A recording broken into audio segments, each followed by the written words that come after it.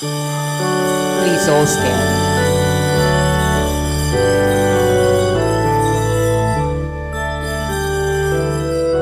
My soul rejoices in God my Savior. My spirit finds its joy in God the living God. My spirit finds its joy in God the living God.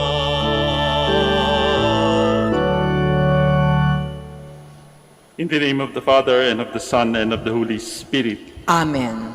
The grace of our Lord Jesus Christ, and the love of God, and the communion of the Holy Spirit be with you all. And with your spirit. Today we are celebrating the memorial of Saint John of Cologne, a Dominican martyr, and his companions. So to prepare ourselves for the Holy Eucharist, let us first acknowledge our sins and ask the Lord for pardon and strength.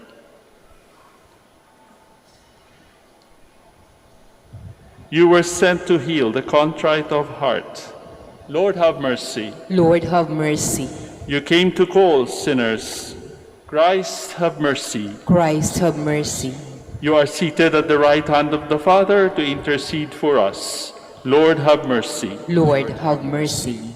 May Almighty God have mercy on us, forgive us our sins, and bring us to everlasting life. Amen. Let us pray.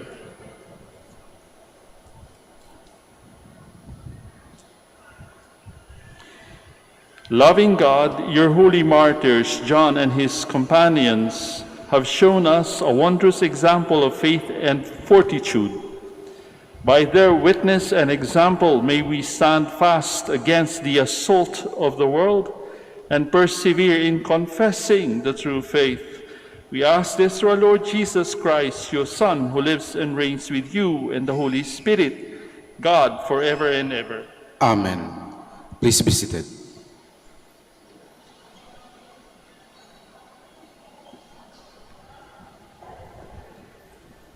A reading from the book of the prophet Isaiah. In the year King Uzziah died, I saw the Lord seated on a high and lofty throne, with the train of his garment filling the temple. Seraphim were stationed above. Each of them had 6 wings. With 2 they veiled their faces. With 2 they veiled their feet, and with 2 they hovered aloft. They cried one to the other, Holy, holy, holy is the Lord of hosts. All the earth is filled with his glory. At the sound of that cry, the frame of the door shook, and the house was filled with smoke. Then I said, Woe is me! I am doomed, for I am a man of unclean lips, living among a people of unclean lips. Yet my eyes have seen the King, the Lord of hosts. Then one of the seraphim flew to me, holding an amber that he had taken with tongs from the altar. He touched my mouth with it and said, See, now that this has touched your lips, your wickedness is removed, your sin purged. Then I heard the voice of the Lord saying, Whom shall I send? Whom will go for us? Here I am, I said, send me. The word of the Lord. Thanks be to God. The Lord is King, he is robed in majesty. The Lord is King, he is robed in majesty. The Lord is King, in splendor robed, robed in the Lord and girt about with strength. The Lord is King, he is robed in majesty. And he has made the world firm, not to be moved. Your throne stands firm from of old, from everlasting you are, O Lord. The Lord is King, he is robed in majesty. Your decrees are worthy of trust indeed. Holiness befits your house, O Lord, for length of days. The Lord is King, he is robed in majesty. Please stand. Hallelujah, hallelujah, hallelujah, hallelujah. If you are insulted for the name of Christ, blessed are you, for the Spirit of God rests upon you.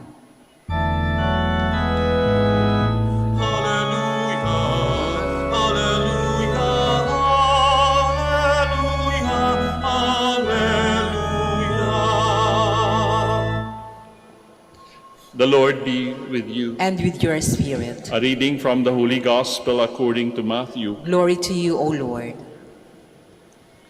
Jesus said to his apostles, no disciple is above his teacher, no slave above his master.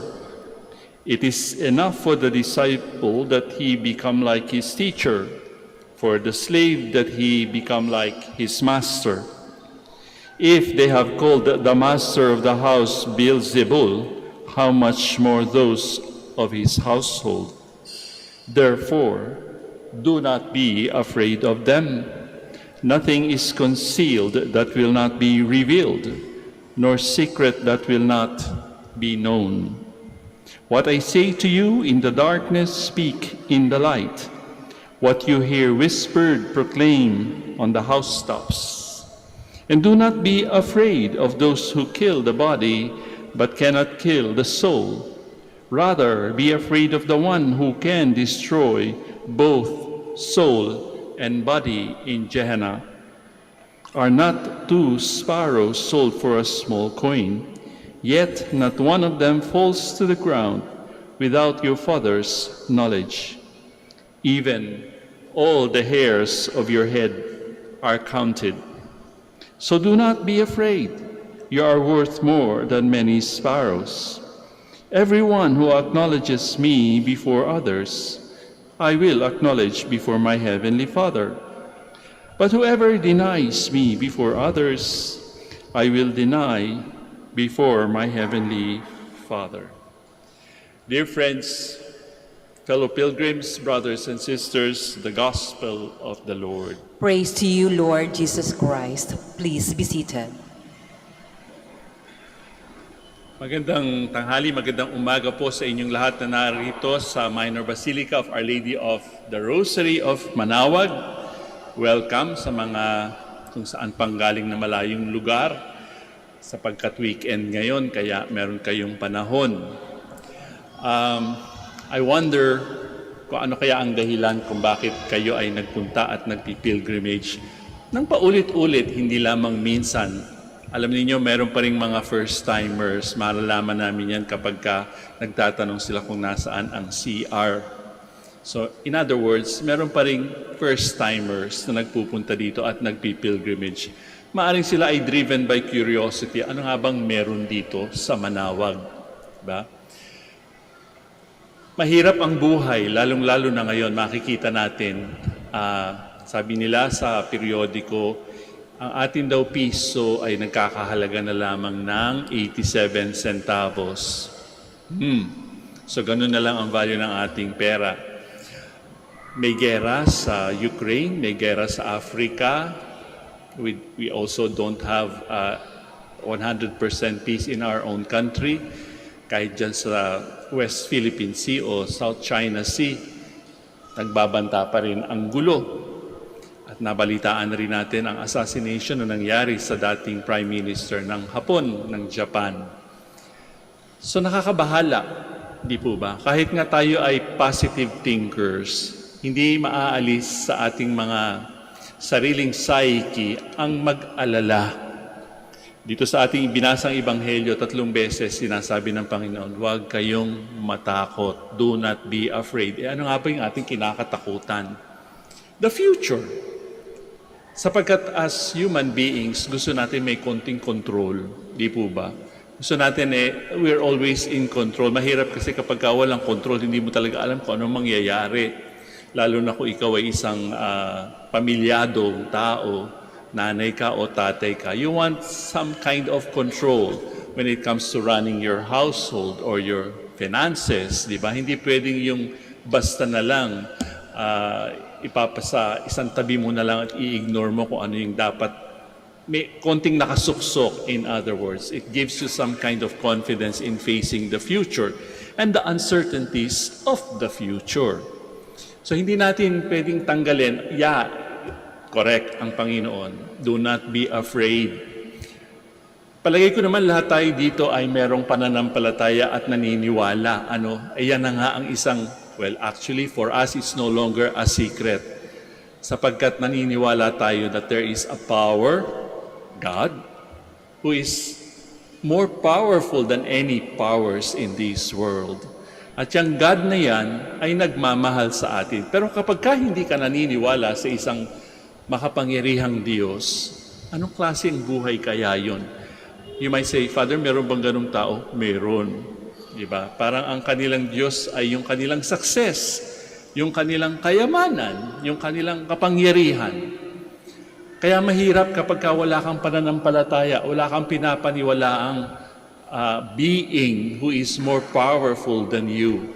Kaya nga sabi ng Panginoon din sa Ebanghelyo, huwag kayong matakot sa mga taong pwedeng pumatay o kumitil sa inyong buhay, kagaya ng ating ginugunitang Dominican saint sa araw na ito, si St. John of Cologne. Nung kanyang kapanahunan, big issue yung loyalty sa Pope, sa papacy. At dahil doon, sinabi sa kanya noon, you renounce your faith. Don't believe in of the primacy of the Pope para maligtas ang buhay mo. Pero hindi niya ininda yun. Bakit? Pwede siyang mamatay, pwede siyang pahirapan. But there is something inside of us that cannot be broken. That is our spirit. Diba? And that is what the Lord said. We can be destroyed, we can be killed, we can be tortured. But what is in us, what is deep in us, our spirit, our souls, cannot be destroyed. Kung naniniwala tayo sa spirit natin, di ba? Sa ating kaluluwa. Pero pag hindi ka naniniwala at ang pinapaniwalaan mo lamang ay matatapos ang buhay ko sa mundong ito, period. Wala ng eternal life. Palagay ko naman tayong lahat ay naniniwala, na ang ating buhay ay hindi natatapos sa mundong ito. There is something more powerful waiting for us. Eternal life, yes. But what is eternal life? It is life with God. Kaya nga sabi ng Panginoon, ina-assure tayo, kahit na nagkakagulo sa inyong paligid, remember that you are worth more than a sparrow. Ano ba yung sparrow? Isang maliit na ibon. Ano ba ang lifespan ng isang ibon? Diba? Napakaikli compared sa ating buhay. And yet, God cares for them. Eto pa, nabilang nyo na ba kung ilang buhok ang meron ka sa inyong ulo? Mahirap magbilang yan, di ba? Lalong-lalo na kung makapal pa at mahaba pa ang inyong buhok. Maari kung medyo numinipis na dahil sa katandaan ng ating buhok, madali nang bilangin. Pero mahirap pa rin bilangin ang buhok. And yet, the Lord assured us, the hair on your head is counted. That's how much God cares for us. So it's no longer a secret kung tutuusin, basta't ikaw ay nananalig. Kagaya ng mga nagpupunta dito regularly, weekend, Sundays, namamanata na magpupunta dito sa Manaoag sapagkat, I feel cold. Ako'y tinawag, di ba? Merong mensahe ang Panginoon at meron din akong hinihingi sa Panginoon. Kung ano man yun, healing, success sa mga board exams, makapag-abroad, kaginhawahan sa buhay, all the things that we are asking the Lord are all valid, di ba? So perhaps maitanong natin, okay lang naman kung mag-ask ako dito, di ba, Panginoon, hindi naman para sa akin, kundi para sa mga taong aking minamahal at dinavalue sa buhay. How can you refuse that? Even as human beings, we know how it is to give good things to the people we care about, di ba? What more of a God who can destroy even our souls. Diba? Kapag sabi nila, kapag daw nawala tayo sa kamay ng Diyos, that is the end of us. We cease to exist. But we believe in a God who is powerful and who loves us in a very powerful way, na kahit ang imposible, nagiging posible. Yan ang sinasabi ng ating Panginoon sa atin. O huwag kayong mag-alala, huwag kayong matakot, na andito ako. There is a God who takes care of you. Now, ang hamon sa atin, anong sinusukli natin diyan? Are we ready, just like St. John of Cologne and his companions? Kapag halimbawa merong nagbubuli sa atin dahil sa ating mga paniniwala, kapag we are called upon to be charitable and to be more charitable, to give until it hurts, are we going to do it? Yun ang hamon sa atin. Kapag sinasabi yan, mga Katoliko, di ba? May nanunod siya sa atin eh. Merong hindi naniniwala sa ating set of beliefs and values. Anong gagawin natin? Makikipag-away ba tayo o tayo maninindigan? Kasi sabi ng Panginoon din, whoever denies me before others, I will deny before my Heavenly Father. Of course, in the end, hindi naman magagawa ng Panginoon yun. Bakit? What is the prayer of Jesus when He was hanging on the cross? Yun ang lagi kong iniisip eh. Father, forgive them for they know not what they do. Diba? Mayroong sinasabi pa dito about secrets. Mahirap din kapag maraming secrets na pinag-iingatan, diba? It's a burden. But can we keep secrets before God? No. Why? Because God knows us more than we know ourselves actually. God knows us more than we know how we know ourselves. Mas kilala tayo ng Panginoon, kaya wala tayong pwedeng itago. Kaya nga, sinasabi ng Panginoon sa dilim, isiwalat sa liwanag. Proclaim it at the rooftops. Ano ba yan? Yung sikreto na para sa atin ay hindi na sikreto. Mahal tayo ng Diyos. He cares about us very much. And we want to share that with everyone, lalong-lalo doon sa mga hindi naniniwala sa ating mga pinapaniwalaan. So, wag natin kakalimutan yan. Ano? Are we thankful to God for that? Na tayo, buti nga, meron tayong pinapaniwala ang Diyos. Paano nga kaya kung hindi tayo naniniwala? How will our life be? Kasi yun ang magandang nangyayari sa isang Kristiyano eh. Kahit na nahihirapan, kahit na maraming hamon sa buhay, basta meron siyang pinapaniwalaan at kinakapitang matindi, makapangyarihan, Diyos mismo, everything else pales, no? Matamlay ang kulay kapag maniniwala ka sa iba lalong-lalo na kung hindi Diyos ang iyong pinapaniwalaan. We now stand to offer our prayers and petitions. Gathered together as one community to celebrate the mystery of our salvation, we turn now in prayer to God, our eternal Father, conscious, aware of His love for each and every one of us present here. For each intention, lakas po natin ang sagot natin, ha? Lord, hear our prayer. Lord, hear our prayer. That the Holy Father, the bishops, and all who have been called to guide God's people may direct humankind to a knowledge of and belief in Christ. Let us pray to the Lord. Lord, hear our prayer. That we may be given the grace to face difficult situations with courage, knowing that the Lord is always at our side to give us strength. Let us pray to the Lord. Lord, hear our prayer. That young people contemplating the call to be priest or religious may overcome their doubts, fears, and uncertainties. Let us pray to the Lord. Lord, hear our prayer. That the sick and the disabled may experience the healing and comfort that only Christ can bring. Let us pray to the Lord. Lord, hear our prayer. That the faithful departed may reap the reward of their labors in God's eternal kingdom. Let us pray to the Lord. Lord, hear our prayer. Let us now pause, brothers and sisters, for a few moments of meaningful silence to pray not only for our own individual and particular intentions. Napakarami po natin ngayon sa misang ito, sa simbahang ito. Alalahanin natin, let us remember what the Lord said. Where 2 or 3 are gathered in my name, there I am in their midst. We're more than 2 or more than 3. Abot tayo siguro ng 100. Kaya ipanalangin natin hindi lamang ang ating mga sariling intentions, ang ating mga hinihingi sa mahal na Biren at sa kanyang anak.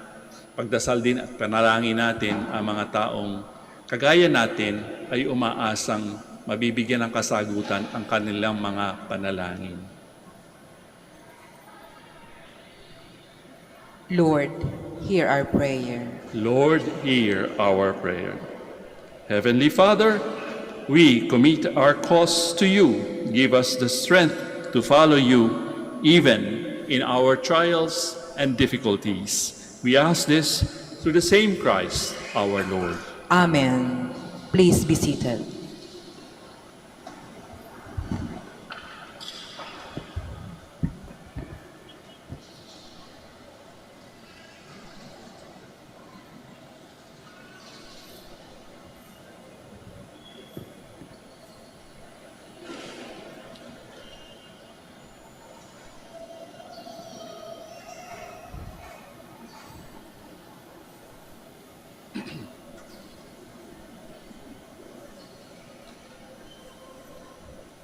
Blessed are you, Lord God of all creation, for through your goodness we have received the bread we offer you.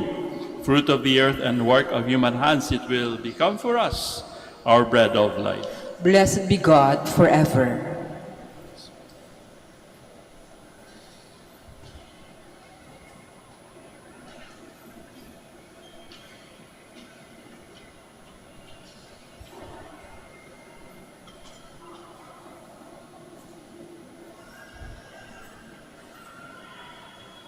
Blessed are you, Lord God of all creation, for through your goodness we have this wine to offer you.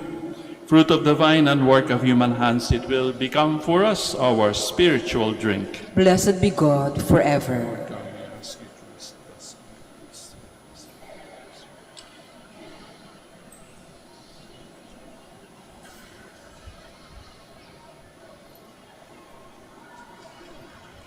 Please stand.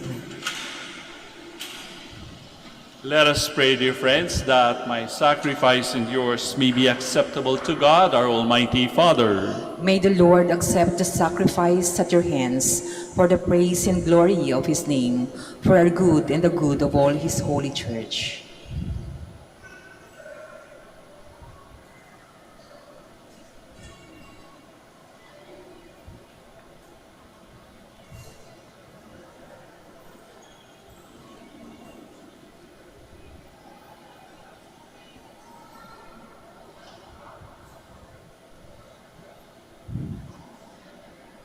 Father, receive the gifts we bring in memory of these holy martyrs. Keep us strong in our faith, that we may stand firm in the confession of your name. We ask this through Christ our Lord. Amen. Sagot po kayo ng malakas, ha? The Lord be with you. And with your spirit, Lift up your hearts. we lift them up to the Lord. Let us give thanks to the Lord our God. It is right and just. It is truly right and just, our duty and our salvation always and everywhere, to give you thanks, Lord, Holy Father, Almighty and eternal God. For you are glorified when your saints are praised. Their very sufferings are but wonders of your might. In your mercy you give ardor to their faith, to their endurance you grant firm resolve. And in their struggle, the victory is yours through Christ our Lord. Therefore, all creatures of heaven and earth sing a new song in adoration. And we, with all the hosts of angels, cry out, and without end, we too acclaim. Holy, holy, holy, Lord God of hosts. Heaven and earth are full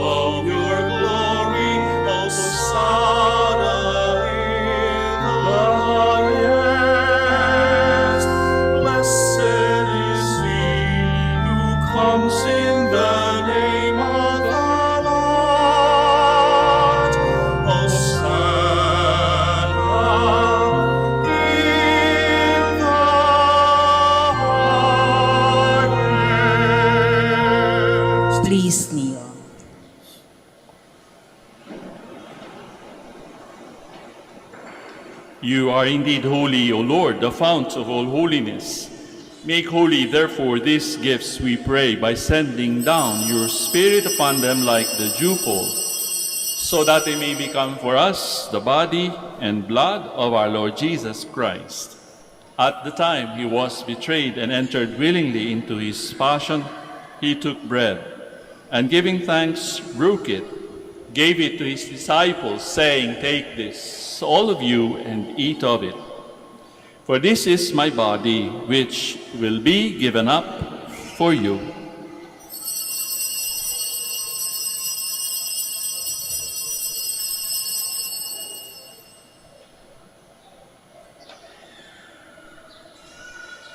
In a similar way, when supper was ended, he took the chalice, and once more giving thanks, he gave it to his disciples, saying, "Take this, all of you, and drink from it. For this is the chalice of my blood, the blood of the new and eternal covenant, which will be poured out for you and for many, for the forgiveness of sins. Do this in memory of me."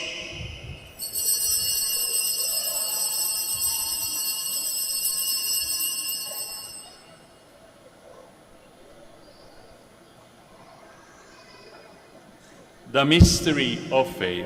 We proclaim your death, O Lord, and profess your resurrection until you come again.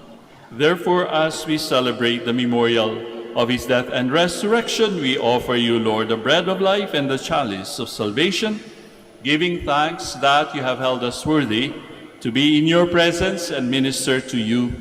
Humbly we pray that, partaking of the body and blood of Christ, we may be gathered into one by the Holy Spirit. Remember, Lord, your church spread throughout the world, and bring her to the fullness of charity, together with Francis, our Pope, Socrates, our Bishop, Fidelis, his assistant bishop, and all the clergy. Remember also our brothers and sisters who have fallen asleep in the hope of the resurrection, and all who have died in your mercy. Welcome them into the light of your face. Have mercy on us all, we pray, that with the Blessed Virgin Mary, Mother of God, Blessed Joseph, her spouse, the blessed apostles, Saint John of Cologne and companions, and all the saints who have pleased you throughout the ages, we may merit to be co-heirs to eternal life, and may praise and glorify you through your Son, Jesus Christ. Through him, and with him, and in him, O God, Almighty Father, in the unity of the Holy Spirit, all glory and honor is yours forever and ever. Amen. Please stand. At the Savior's command and formed by divine teaching, we now dare to pray.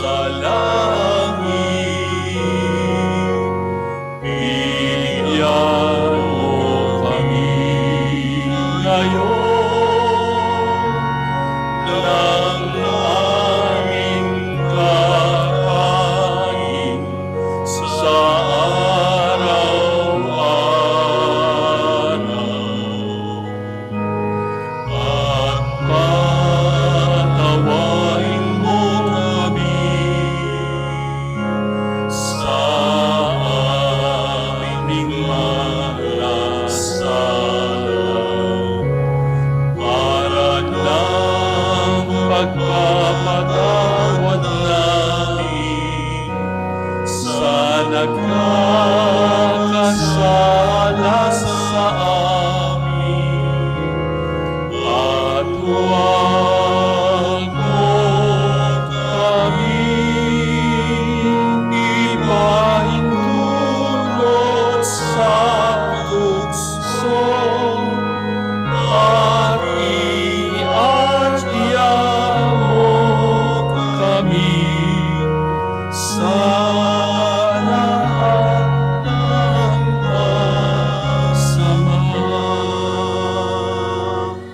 Deliver us, Lord, we pray, from every evil. Graciously grant peace in our days, that by the help of your mercy we may be always free from sin and safe from all distress, as we await the blessed hope and the coming of our Savior, Jesus Christ. For the kingdom, the power, and the glory are yours, now and forever. Lord Jesus Christ, who said to your apostles, "Peace I leave you, my peace I give you," look not on our sins, but on the faith of your church, and graciously grant her peace and unity in accordance with your will, who live and reign forever and ever.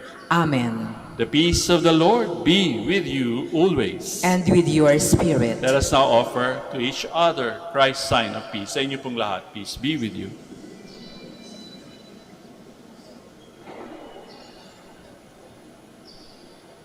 Lamb of God, You take away the sins of the world, have mercy on us. Lamb of God, you take away the sins of the world, have mercy on us.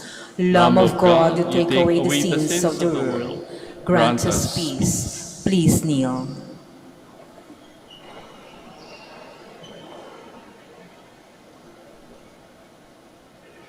Behold the Lamb of God. Behold him who takes away the sins of the world. Blessed are those invited to receive him. Lord, I am not worthy that you should enter under my roof, but only say the word, and my soul shall be healed.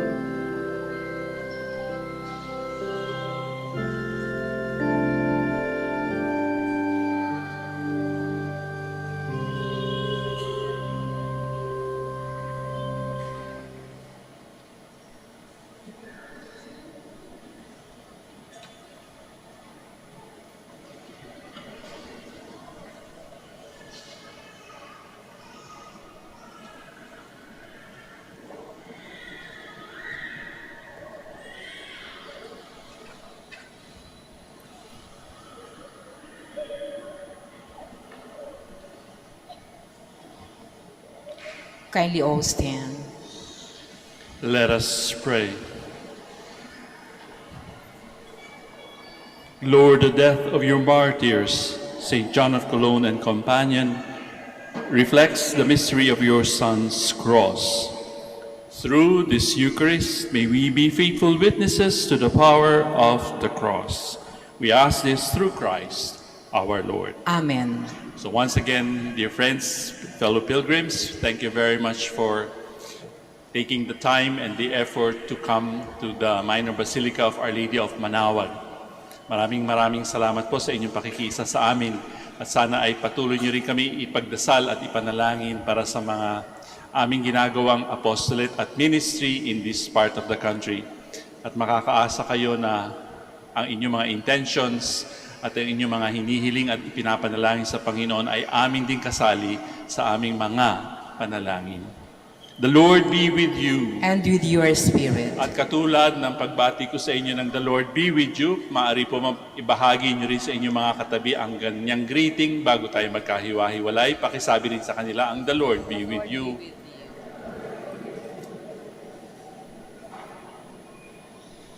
And may Almighty God bless you all, the Father, the Son, and the Holy Spirit. Amen. We have offered the Eucharist. We go in peace, glorifying the Lord with our lives. Thanks be to God. We shall now have the prayer for the blessing of the sick and for the blessing of rosaries and religious articles.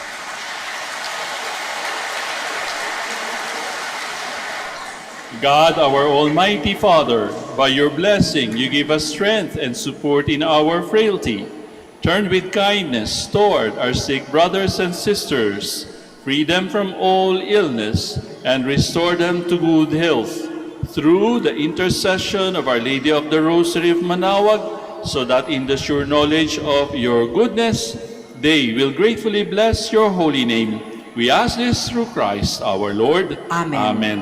And in memory of the mysteries of the life, death, and resurrection of our Lord Jesus Christ, and to the honor and glory of the Blessed Virgin Mary, Mother of Christ, Mother of the Church, Our Lady of the Rosary of Manaoag, may these rosaries, images, candles, oil, and other religious articles be blessed and made holy in the name of the Father, and of the Son, and of the Holy Spirit. Amen. Amen.